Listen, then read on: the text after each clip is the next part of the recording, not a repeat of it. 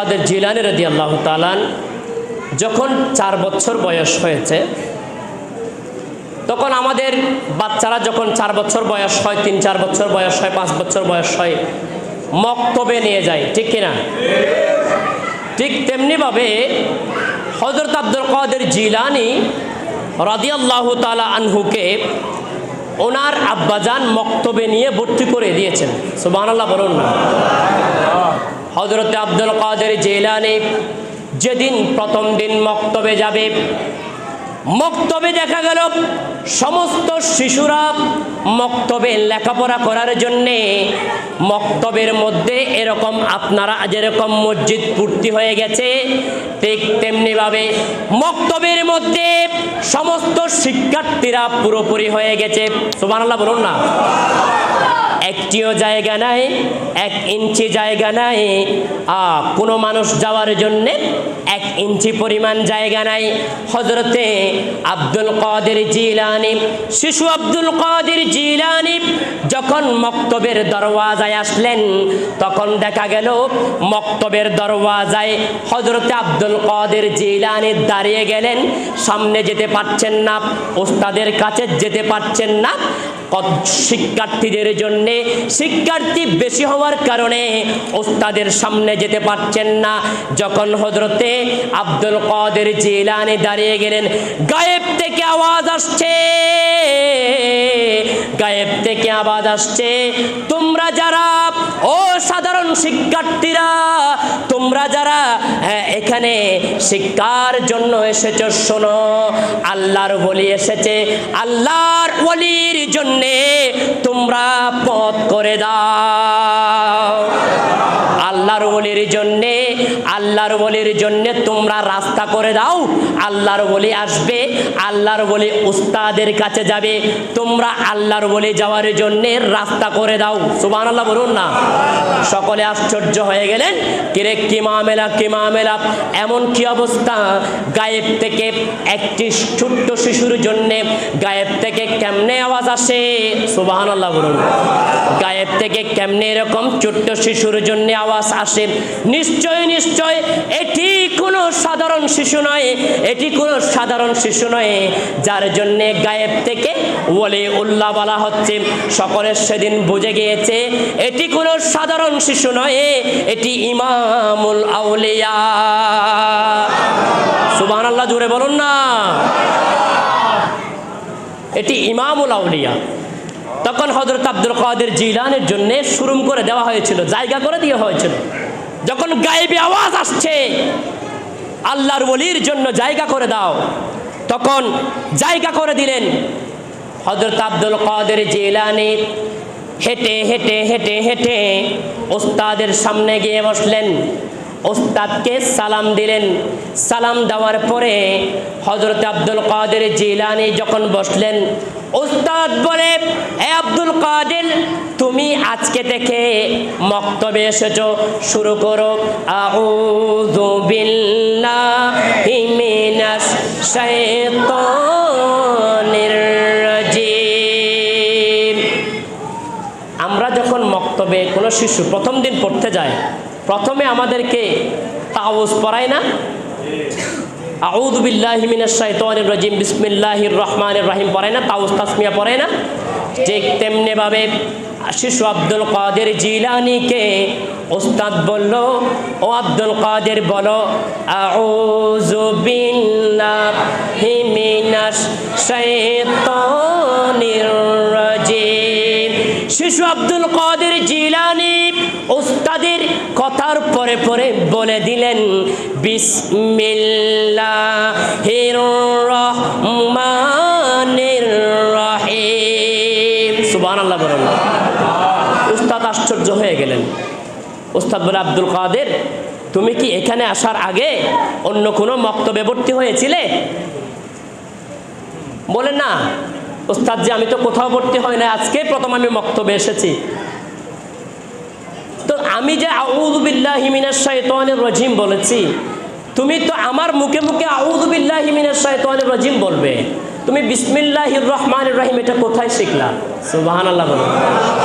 হযরতে আব্দুল কাদের জিলানী বলে, ও আমার উস্তাদজি শুনুন শুনুন, আমার আম্মা জান যখন আমাকে পেটে, আমি যখন আমার আম্মা জানের পেটে ছিলাম, সুবহানাল্লাহ, আমি যখন আমার আম্মা জানের পেট মুবারকের মধ্যে ছিলাম, আমি আমাকে পেটের মধ্যে রেখে আমার আম্মা জান ফজরের নামাজ পড়ার পরে পবিত্র কোরআন শরীফ পড়া শুরু করতেন। আমার আম্মা জান 1 পারা 2 পারা 3 পারা শুধু নয়, 18 পারা পর্যন্ত আমার আম্মা জানের মুখস্থ ছিল। 18 পারা পর্যন্ত আমার আম্মা জানের মুখস্থ ছিল। ও আমার উস্তাদজি, আমার আম্মা জান যখন সকালের নামাজ পড়ার পরে, ফজরের নামাজ পড়ার পরে এই 1 পারা 2 পারা 3 পারা করে কোরআন তিলাওয়াত করতেন। আমি আব্দুল কাদের জিলানী আম্মার পেট মোবারক থেকে ওই কোরআনগুলো মুখস্থ করে ফেলেছি। আমি কোরআনগুলো, ওই কোরআনের 18 পারা পর্যন্ত মুখস্থ করে ফেলেছি। ওস্তাদজি আশ্চর্য হয়ে তাকিয়ে আছে, শিশু আব্দুল কাদের কি কথা বলে, এ কেমন মামেলা, এমন কথা তো কোনোদিন শুনি নাই। কত মক্তবের মধ্যে শিশু আমি পড়িয়েছি, এমন শিশু তো দুনিয়ার মধ্যে আমি দেখি নাই। বলে, আব্দুল কাদের তুমি কি 18 পারা বলতে পারবে? হযরত আব্দুল কাদের জিলানী বলে, আমার ওস্তাদজি আমি 1 পারা থেকে শুরু করে 18 পারা পর্যন্ত আমি আপনাকে শুনিয়ে দিতে পারবো। আপনি 18 পারার পর থেকে আব্দুল কাদের জিলানীকে সবক দেন। সুবহানাল্লাহ, জোরে বলুন না। 18 পারা পর্যন্ত মুখস্থ আমি আমার আম্মা জানের পেট থেকে করে এসেছি উস্তাদজি। সুবহানাল্লাহ। আজকের দিনে আমাদের বোনেরা, আমাদের মায়েরা কি কোরআনের সাথে সম্পর্ক আছে? কথা বলেন। আমাদের মায়েরা, আমাদের বোনেরা, আমাদের স্ত্রীরা কোরআনের সাথে কোনো সম্পর্ক নাই, আছে মোবাইলের সাথে সম্পর্ক, ঠিক কিনা? আপনাদের এদিকে মনে হয় ভালো, আমাদের ওদিকের অবস্থা খুব খারাপ। আছে মোবাইলের সাথে, ইউটিউবের সাথে সম্পর্ক আমাদের মা বোনদের, কোরআনের সাথে সম্পর্ক নাই, ঠিক কিনা? আজকের দিনেও যদি আমাদের মা বোনরা উম্মুল খায়ের মা ফাতেমার মতো কোরআনের সাথে সম্পর্ক করতে পারে, আব্দুল কাদের জিলানীর মতো সন্তান আজকের দিনেও হবে। সুবহানাল্লাহ। আমরা তো সেই চেষ্টায় নাই, আমরা সেই চেষ্টায় নাই। ফ্যাক্টরি যেরকম প্রোডাকশনও, ফ্যাক্টরি যদি ভালো না হয় প্রোডাকশন আপনি ভালো আশা করতে পারবেন? তা আজকের যুগে তো আমাদের মারা, আমাদের স্ত্রীরা, আমাদের বোনেরা কোরআনের সম্পর্ক নাই, কোরআনের সাথে কোনো সম্পর্ক নাই। এমনকি এমন কিছু ঘরও আছে নামাজের কোনো খবরও নাই, ঠিক কিনা? কোন ওয়াক্তে কি নামাজ চলে যাচ্ছে কোনো খবর নাই। কিন্তু ইউটিউব সব সময় তাদের হাতে আছে, ইউটিউব, স্মার্টফোন তাদের হাতে হাতে আছে, ঠিক কিনা? স্মার্টফোন ব্যবহার করা তারা বলে না, সবাই না, সব মা বোনদের কথা বলছি না। অনেক মা বোন এখনো পর্যন্ত নেককার আছে কিনা? কথা বলেন। এখনো পর্যন্ত অনেক মা বোনরা নেককার আছে, শুধু 5 ওয়াক্ত নামাজ না, কোরআন না, তাহাজ্জুদের নামাজ পর্যন্ত পড়েন, এরকম অনেক মা বোন আছে, ঠিক কিনা? সালাতুনিয়া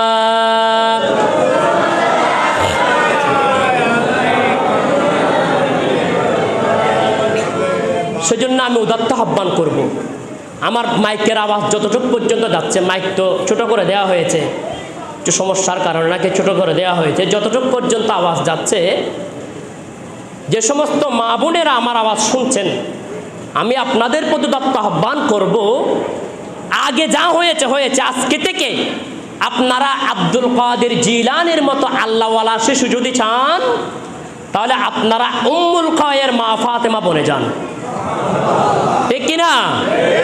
যদি উম্মুল খায়ের মা ফাতেমা বনতে পারেন, তাহলে আব্দুল কাদের জিলানীর মতো সন্তান আপনি আশা করতে পারবেন, ঠিক কিনা?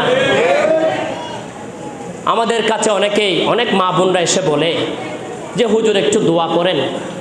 আমার হুজুরদের কাছেও অনেক সময় আসে যে হুজুর একটু দোয়া করেন, আমার একজন ছেলে হয়েছে, এই ছেলেকে আমি মাদ্রাসায় পড়াবো, এই ছেলেটি যেন কোরআনে হাফেজ হয়, বড় আলেম হয়, বলে কিনা এরকম?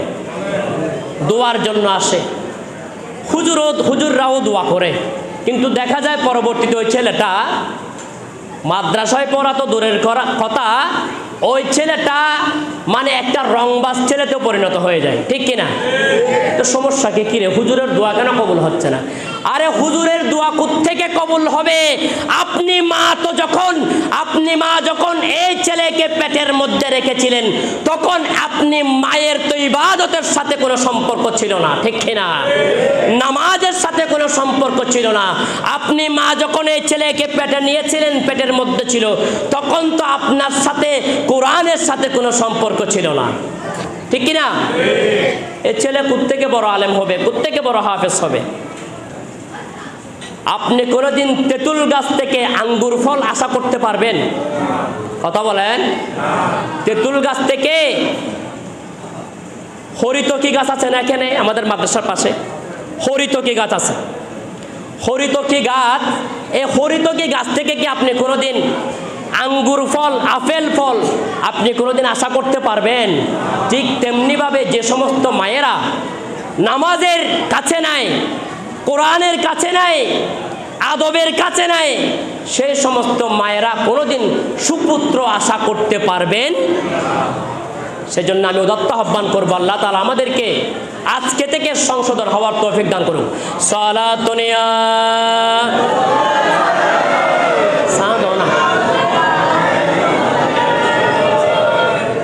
তো শিশু আব্দুল কাদের জিলানী যখন 8 বছর বয়স হয়েছে, তখন একদিন বায়না ধরলো, বাবাকে বলল যে